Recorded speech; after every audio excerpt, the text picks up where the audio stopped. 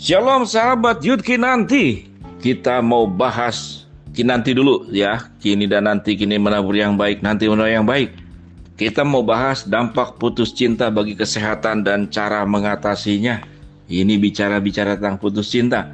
Putus cinta tentu sangat menyakitkan. Tidak hanya menjadi beban pikiran, pengalaman ini bahkan juga bisa mempengaruhi kondisi fisik orang yang mengalaminya. Meski demikian, ada beragam cara untuk move on yang dapat dilakukan agar kehidupan setelah putus cinta bisa kembali berjalan normal. Putus cinta bagaikan mencabut plester pada luka yang terbuka, sedih, marah, kecewa. Tentu melingkupi pikiran dan perasaan dalam waktu yang tidak singkat. Namun jangan pernah menganggap remeh perasaan saat putus cinta, karena rasa sakit yang muncul bisa berdampak pada kesehatan fisik maupun mental. Beragam dampak putus cinta. Putus cinta tidaklah mudah dan begitu menyakitkan. Meski beberapa orang dapat menerima kenyataan dan move on dengan cepat, tetapi ada pula yang sampai mengalami depresi, bahkan putus cinta diduga menyebabkan perubahan fungsi kognitif. Sedih dan emosi merupakan reaksi normal yang dialami seseorang ketika putus cinta. Namun, putus cinta sebenarnya dapat menimbulkan dua jenis reaksi, yaitu reaksi sehat dan tidak sehat. Berikut adalah reaksi putus cinta yang sehat. Cinta yang sehat: marah dan frustasi, menangis, sedih dan takut, insomnia, kehilangan semangat dan minat dalam beraktivitas. Ini yang tidak sehat ya. Keadaan ini akan membaik dan Anda bisa mulai menyesuaikan diri seiring berjalannya waktu. Oh, ini baik, jadi itu wajar aja marah, frustasi, tapi kemudian bisa menyesuaikan diri. Bersabar adalah cara terbaik untuk move on dari putus cinta. Reaksi putus cinta yang dikatakan tidak sehat, tadi yang sehat ya, adalah ketika rasa sakit hati dan kesedihan akibat putus cinta tidak kunjung membaik, hingga beberapa minggu bahkan justru semakin parah. Reaksi putus cinta yang tidak sehat meliputi sedih, hampa atau putus asa hampir sepanjang hari dan setiap hari, kurang tidur atau justru terlalu banyak tidur, berat badan menurun atau kehilangan nafsu makan, atau sebaliknya justru mengalami peningkatan nafsu makan dan bertambah berat badan, sering merasa tidak berharga, tidak semangat dalam beraktivitas, kesulitan dalam berkonsentrasi atau membuat keputusan, adanya pikiran kematian atau bunuh diri, mengkonsumsi minuman beralkohol atau obat-obatan untuk mengendalikan emosi. Jika reaksi putus cinta tersebut tak kunjung membaik dalam 2-3 minggu, sebaiknya temui dokter dan psikolog. Selain memberikan konseling yang dapat membantu Anda mengelola emosi, dokter juga bisa memberikan resep antidepresan bila memang diperlukan. Bagaimana langkah move on? Yang pertama, terimalah kenyataan. Menerima kenyataan bahwa jalinan kasih Anda memang harus berakhir adalah kunci utama untuk move on setelah putus cinta. Yang kedua, luangkan waktu untuk diri sendiri.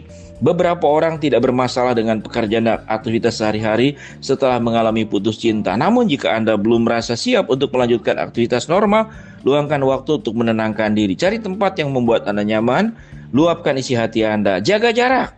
Jangan tergoda dengan keinginan menelpon atau mengirim pesan kepada sang mantan. Hindari pula mencari tahu tentang dia, baik untuk melalui media sosial, kontak telepon, pesan teks, maupun surat elektronik. Jaga jarak, sudah.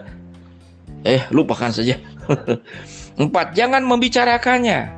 Membicarakan semua hal tentang mantan dengan teman mungkin menjadi salah satu cara untuk meluapkan emosi. Namun cobalah untuk tidak membahas apapun tentang dia. Alihkan pembahasan topik ini kepada topik yang lain. Tidak perlu saling menyalahkan.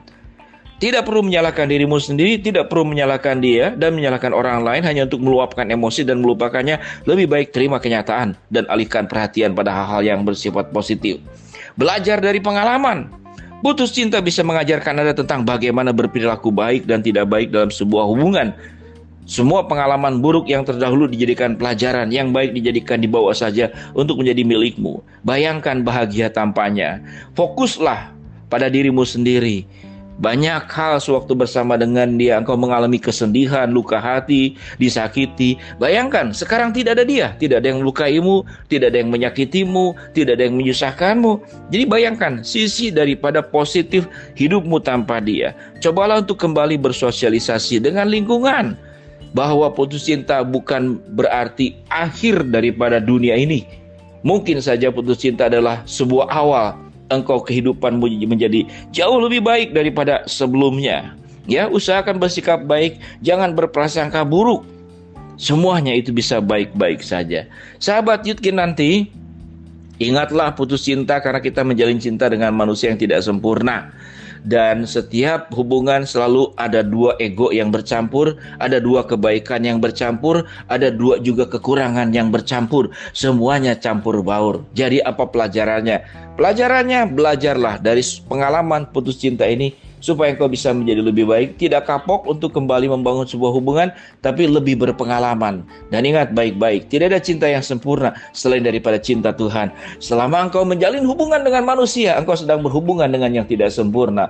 Sewaktu berhubungan dengan yang tidak sempurna, maka berpotensi engkau bahagia, berpotensi engkau tersakiti, berpotensi engkau tersenyum, berpotensi juga engkau menangis. Itulah hubungan dengan manusia. Namun sewaktu kita berhubungan dengan Tuhan, cinta Tuhan tidak pernah mengkhianatimu, cinta Tuhan selalu ada bersamamu, dan cinta Tuhan adalah sempurna, ya kekal, dan amin. Sahabat Yudkin nanti, semoga kita dapat pelajaran tentang bagaimana menyikapi putus cinta dengan benar dan baik.